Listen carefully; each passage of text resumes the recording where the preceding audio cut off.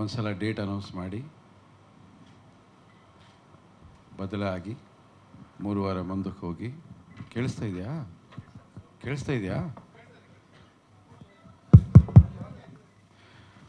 21ಕ್ಕೆ ಪ್ರೇಕ್ಷಕರ ಮುಂದೆ ಮಾರುತ. ಈ ಮಾರುತ ಇದರ ಹಿಂದೆ ದೊಡ್ಡ ಕಥೆನೇ ಇದೆ. 1 ವರ್ಷದ ಹಿಂದೆ ಇದು ಶುರು ಆಯಿತು. ಈ ಸಿನಿಮಾದ ಉದ್ದೇಶ ಒಂದೇ ಆಗಿತ್ತು. ಮಂಜಣ್ಣ, ಶ್ರೇಯಸ್ ಅವರಿಗೆ ಒಂದು ಸಿನಿಮಾ ಮಾಡಬೇಕು. ಸಿನಿಮಾ ಮಾಡೋದಲ್ಲ, ಆ ಹುಡುಗನ್ನ ಒಳ್ಳೆ ಕಲಾವಿದನಾಗಿ ತೋರಿಸ್ಬೇಕು, ಅವ್ರಿಗೋಸ್ಕರ ಸಿನಿಮಾ ಮಾಡ್ತಾಯಿದ್ದೀವಿ ಅಂತ. ಇಡೀ ಚಿತ್ರತಂಡ, ಇಡೀ ಚಿತ್ರ, ಪ್ರತಿಯೊಬ್ಬ ಟೆಕ್ನಿಷಿಯನ್ ಕೂಡ ಒಂದೇ ಗುರಿ ಇಟ್ಕೊಂಡು ಕೆಲಸ ಮಾಡಿದ್ದು ಆ ಹುಡುಗನ ನಿಲ್ಲಿಸೋದಕ್ಕೋಸ್ಕರ. ಅದೊಂದೇ ಕಾರಣ, ಇನ್ಯಾವ ಕಾರಣನೂ ಇಲ್ಲ. ದುನಿಯಾ ವಿಜಯ್ ಅವ್ರು ಬಂದು ಈ ಸಿನಿಮಾಲಿ ಕೆಲಸ ಮಾಡಿದ್ದು, ಇನ್ನೊಂದು ಏನೇ ಆಗಿದ್ರು ಕೂಡ ಅದಕ್ಕೆ ಒಂದೇ ಕಾರಣ. ನಾನು ಕೆಲವೊಂದು ಸಲ ತುಂಬ ಕಠಿಣವಾದ ನಿರ್ಧಾರ ತಗೊಂಡಿರ್ತೀನಿ, ಅದಕ್ಕೂ ಅದೇ ಕಾರಣ. ಅದು ತುಂಬ ಕಠಿಣವಾಗಿದ್ದರೂ ಕೂಡ ಅದ್ರ ಹಿಂದೆ ಭಾಳ ಸತ್ಯ ಇರುತ್ತೆ. ಅದರಿಂದ ಒಂದಷ್ಟು ನೋವುಗಳು, ಬೇಸರ ಎಲ್ಲ ಆಗಿರುತ್ತೆ. ಬಟ್ ಗುರಿ ಒಂದೇ. ನಾವು ಎಲ್ಲಿ ಮುಟ್ಟಬೇಕು ಅಂತಿರ್ತೀವೋ ಅಲ್ಲಿ ಮುಟ್ಟಬೇಕು ಅನ್ನೋವಾಗ ಹಲವಾರು ಅಡೆತಡೆಗಳು ಇದ್ದಾಗಲೂ ಕೂಡ ಗುರಿ ಮುಟ್ಟೋದ್ರ ಕಡೆ ಗಮನ ಇರಬೇಕು ಹೊರತು ಬೇರೆದ್ರ ಕಡೆ ಗಮನ ಇರಬಾರ್ದು ಅನ್ನೋದು ಗುರಿಕಾರನ ಲಕ್ಷ್ಯ ಆಗಿರುತ್ತೆ. ಆ ಕೆಲಸವನ್ನು ನಾವೆಲ್ಲ ಮಾಡಿದ್ದೀವಿ. ಚಿತ್ರ ಇವತ್ತು ಆ ರಿಸಲ್ಟ್ ಕೊಟ್ಟಿದೆ ಅನ್ನೋದರಲ್ಲಿ 2 ಮಾತಿಲ್ಲ. ಹಾಗಾಗಿ ಎಲ್ಲರೂ ಕೂಡ ಸಂತೃಪ್ತರು. ಈಗ ಸಿನಿಮಾ ನೋಡಿದ ಚಿತ್ರತಂಡ, ನಿರ್ಮಾಪಕರು, ನನ್ನ ಟೆಕ್ನಿಷಿಯನ್ಗಳು. ಇಡೀ ಸಿನಿಮಾದಲ್ಲಿ ಟೆಕ್ನಿಷಿಯನ್ಗಳು ತುಂಬ ಕಷ್ಟಪಟ್ಟಿದ್ದಾರೆ. ಸುರೇಶ್ ಆಗ್ಬೋದು, ಎಡಿಟರ್ ಆಗ್ಬೋದು, ಕ್ಯಾಮ್ರಾಮನ್ ಆಗ್ಬೋದು, ಪ್ರತಿಯೊಬ್ಬರು ಕೂಡ ಭಾಳ ಭಾಳ ಭಾಳ ಕಷ್ಟಪಟ್ಟಿದ್ದಾರೆ. ಅವರೆಲ್ಲರಿಗೂ ಕೂಡ ಈ ವೇದಿಕೆ ಮುಖಾಂತರ ಧನ್ಯವಾದಗಳನ್ನು ಹೇಳ್ಕೊತೀನಿ. ಅದಾದ ನಂತರ ಕಲಾವಿದರು, ಆಗಲೇ ಮಂಜಣ್ಣ ಹೇಳ್ತಾಯಿದ್ರು, ಕಲಾವಿದರು ಲಿಸ್ಟ್ ಯಾರು ಬೇಕಾದ್ರೂ ಕೊಡ್ಬೋದು, ಕರ್ಕೊಂಬಂದು ಕೊಡಬೇಕಲ್ಲ, ಪ್ರೊಡ್ಯೂಸರು ಕರ್ಕೊಂಬಂದು ಕೊಡಬೇಕಲ್ಲ.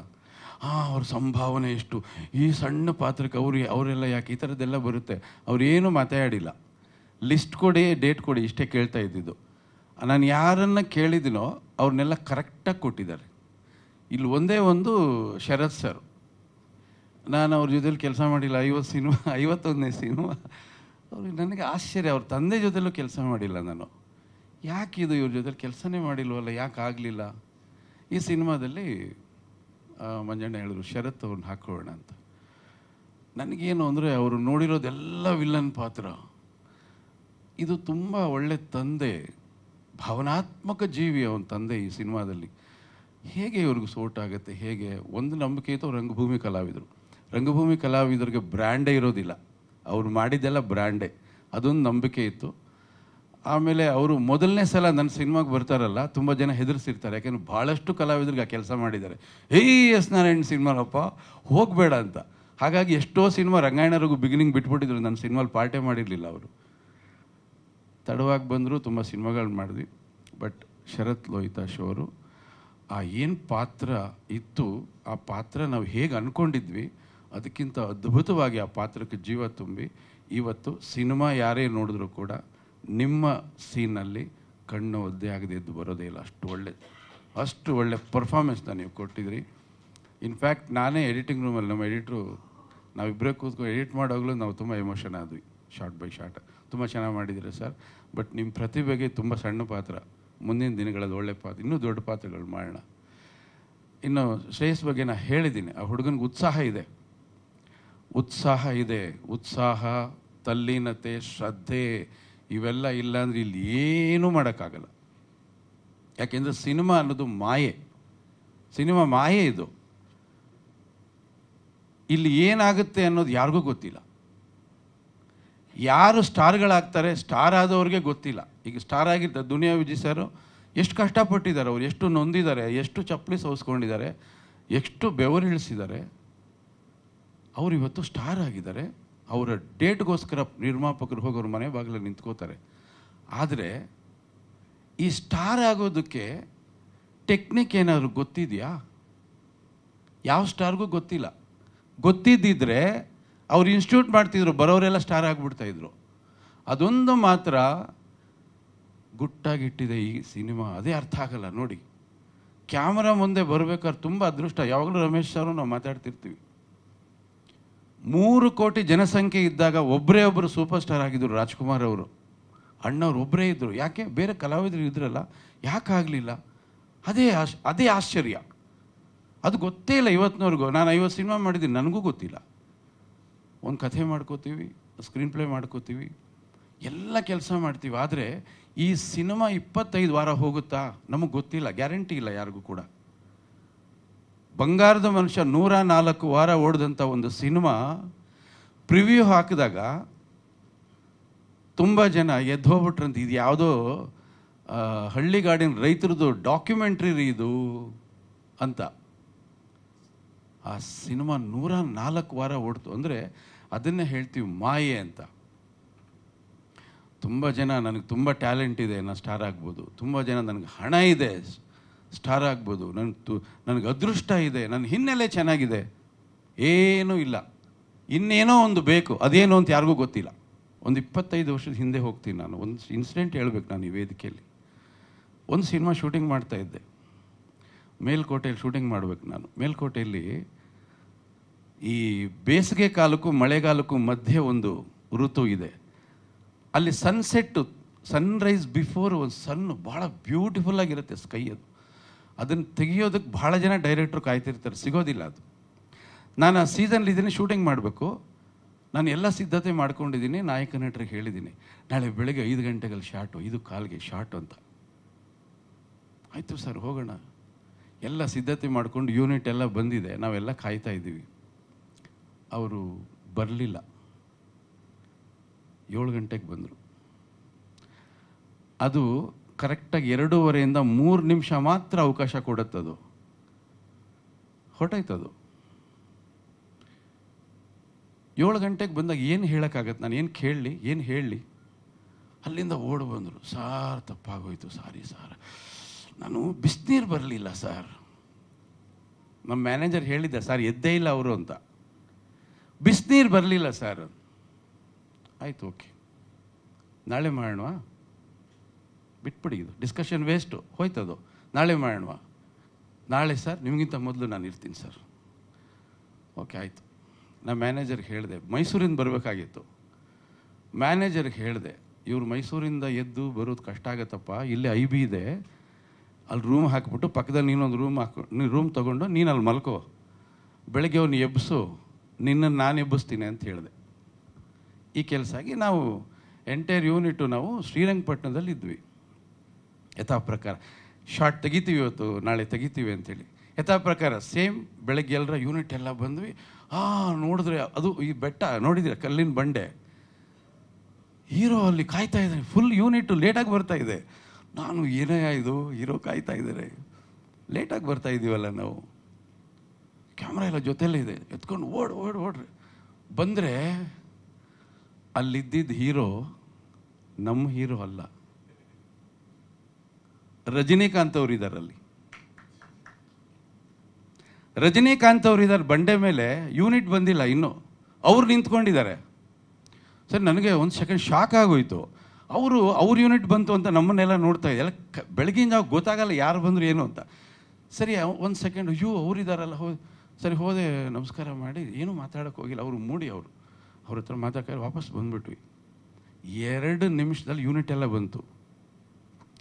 ನಾನೇನು ಶಾರ್ಟ್ ತೆಗಿಬೇಕು ಆ ಯೂನಿಟ್ಟು ಆ ಶಾರ್ಟ್ ತೆಗೆದಾಯಿತು. ಅವರು ಶಾರ್ಟ್ ಮುಗಿಸ್ಕೊಂಡು ಹೋಗ್ತಾ ಇದ್ದಾರೆ. ಅದೇ ಜಾಗದಲ್ಲಿ ಈ ಹೀರೋ ಕಾರ್ ಬರ್ತಾ ಇದೆ. ಮ್ಯಾನೇಜರ್ ಕೇಳಿದೆ ನಾನು, ಇವರೇನು ಮಾತಾಡಿಲ್ಲ. ಏನಪ್ಪ ಬಿಸಿನೀರೆಲ್ಲ ಬಂತ? ಇಲ್ಲ ಸರ್, ನಾನು 4 ಗಂಟೆಯಿಂದ ಬಾಗಿಲು ಬಡ್ದು ಸಾಕಾಯ್ತು. ಅವ್ರು ಎದ್ದೊಳ್ಳೇ ಇಲ್ಲ ಸರ್. ಯಾಕೆ ಎದ್ದೊಳ್ಳಿಲ್ಲ? ಅವ್ರು ಮಲಗಿದ್ದೆ 4 ಗಂಟೆಗೆ ಸರ್. ಅದಾದಮೇಲೆ ಅವ್ರು ಮಲಗಿಬಿಟ್ರು. ಅದಾದಮೇಲೆ ಎದ್ದೊಳ್ಳೇ ಇಲ್ಲ. ಅವ್ರ ಹೆಸರು ಕೇಳಬೇಡಿ ನನಗೆ. ನಾನು ಯಾಕೆ ಈ ವಿಷಯ ಹೇಳ್ತೀನಿ ಅಂದರೆ, ಡೆಡಿಕೇಶನ್ ಅನ್ನೋದು ಬಹಳ ಬಹಳ ಬಹಳ ಮುಖ್ಯ. ಡೆಡಿಕೇಶನ್ನೇ ಇಲ್ಲದೆ ನಾನು ಏನೂ ಆಗಿಲ್ಲ ಅಂತ ಅನ್ಕೋಬಾರ್ದು. ಡೆಡಿಕೇಶನ್ ಬಹಳ ಮುಖ್ಯ. ಇಷ್ಟೊತ್ತು ವಿಜಯ್ ಸರ್ ಬಗ್ಗೆ ಮಂಜಣ್ಣ ಹೇಳ್ತಾಯಿದ್ರು. ಅವ್ರನ್ನ ಒಪ್ಸೋದು ಸ್ವಲ್ಪ ಕಷ್ಟ. ಒಂದು ಸಲ ಒಪ್ಕೊಂಡ್ಬಿಟ್ರೆ ಅವ್ರು ಸೆಟ್ಟಿಗೆ ಬಂದರು ಅಂದರೆ ನನಗೆ ಭಾಳ ಸಲ ಮುಜುಗರ ಆಗ್ತಾಯಿದೆ. ನಾವು ಹುಡುಗರನ್ನ ಕೇಳ್ತೀವಿ, ಯಾಕಪ್ಪ ಇವ್ರನ್ನ ಕರ್ಕೊಂಬರ್ತೀವಿ ಸ್ವಲ್ಪ ಹೊತ್ತಲ್ಲಿ ಕ್ಯಾರವನ್ಗೆ ಕೂರಿಸಿ. ಕ್ಯಾರವನ್ಗೆ ಹೋಗೋದೇ ಇಲ್ಲ ಅವರು. ಒಂದು ಸಲ ಕ್ಯಾರವನಿಂದ ಹೇಳಿದ್ರೆ ಮತ್ತೆ ಕ್ಯಾರವನ್ಗೆ ಹೋಗೋದೇ ಇಲ್ಲ. ಅಂದರೆ ಅಷ್ಟು ಶಿಸ್ತು. ಬಿಕಾಸ್ ಅವರು ಡೈರೆಕ್ಟರ್ ಆಗಿದ್ದಾರೆ. ಪಾತ್ರದಲ್ಲಿ ನಾನು ನನ್ನ ತೊಡಗಿಸ್ಕೋಬೇಕು ಅನ್ನೋ ಅವ್ರಿಗೆ ಆ ಹಠ ಇದೆ, ಹಂಬಲ ಇದೆ. ಆಗಲೇ ಅವ್ರು ಹೇಳ್ತಾಯಿದ್ರು, ನಾನು ಹೀರೋ ಅಲ್ಲ ಈ ಪಿಕ್ಚರ್ಗೆ, ಶ್ರೇಯಸ್ ಹೀರೋ, ಅವ್ರು ಹೀರೋಯಿನ್. ಪಿಕ್ಚರ್ ನೋಡಿದವರು, ಪಿಕ್ಚರು ನೋಡಿದ್ದಾರೆ ಬಹಳ ಜನ. ಪಿಕ್ಚರ್ ನೋಡಿದವ್ರು ಏನಂದ್ರು ಅಂತ ಅವ್ರನ್ನ ಕೇಳಿ ಪಕ್ಕದಲ್ಲಿ ಕೂತಿದ್ದಾರೆ. ಯಾಕೆ ನಾನು ಈ ವಿಷಯ ತಗೊಂಡೆ ಇವಾಗ ಅಂದರೆ, ನಾನು ತಗೊಂಡಿರೋ ವಸ್ತು ಆ ಥರ ತುಂಬ ಗಂಭೀರವಾದಂಥ ಸಮಸ್ಯೆ ಇವತ್ತು ನಮ್ಮ ಸಮಾಜದಲ್ಲಿ ಇರ್ತಕ್ಕಂಥದ್ದು. ನಾನು ಈ ವಿಷಯನ ಮೊನ್ನೆ ಮಹಿಳಾ ಆಯೋಗದ ಜೊತೆಲಿ ಚರ್ಚೆ ಮಾಡಿದೆ ಸುದೀರ್ಘವಾಗಿ. ಬಹಳ ಗಂಭೀರವಾದಂಥ ವಿಚಾರ. ಏನು ವಿಚಾರ? ನಾನು ಸೀನ್ ಓಪನ್ ಮಾಡ್ತೀನಿ, ಎಲ್ಲರಿಗೂ ಗೊತ್ತಾಗಲಿ. ಈ ಮೊಬೈಲಲ್ಲಿ ಚಾಟಿಂಗ್ ಏನು, ಇಲ್ಲಿ ಕೂತ್ಕೊಂಡು ಎಲ್ಲ ಚಾಟಿಂಗ್ ಮಾಡ್ತಾನೆ ಇರ್ತಾರೆ ಯಾರ್ಯಾರಿಗೋ. ಬಟ್ ಈ 10 ಗಂಟೆ ಮೇಲೆ ಒಂದು ಚಾಟಿಂಗ್ ಅನ್ನೋ ಶುರುವಾಗುತ್ತೆ. 10 ಗಂಟೆ ಮೇಲೆ ರಾತ್ರಿ ಹೊತ್ತು ಅದು ತುಂಬ ಅಪಾಯಕಾರಿಯಾದಂಥ ಚಾಟಿಂಗ್.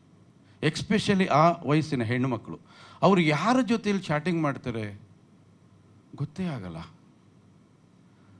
ಇವರು ಫೋಟೋ ಇರುತ್ತೆ ಅಲ್ಲಿ, ಇವ್ರ ಫೋಟೋ ನೋಡ್ತಿದ್ದಾಗೆ ಅಲ್ಲಿಂದ ಯಾರೋ ಒಬ್ಬರು, ಬೃಂದ ಅವರೇ ಎಂಥ ಕಣ್ಣು ನಿಮ್ಮದು, ಹೆಣ್ಮಕ್ಳಿಗೆ ಕೇಳಬೇಕಾ? ಹೊಗಳಿದ್ರೆ ಸಾಕು ಬಿದ್ದೋಗ್ಬಿಡ್ತಾರೆ, ಮುಗೀತು.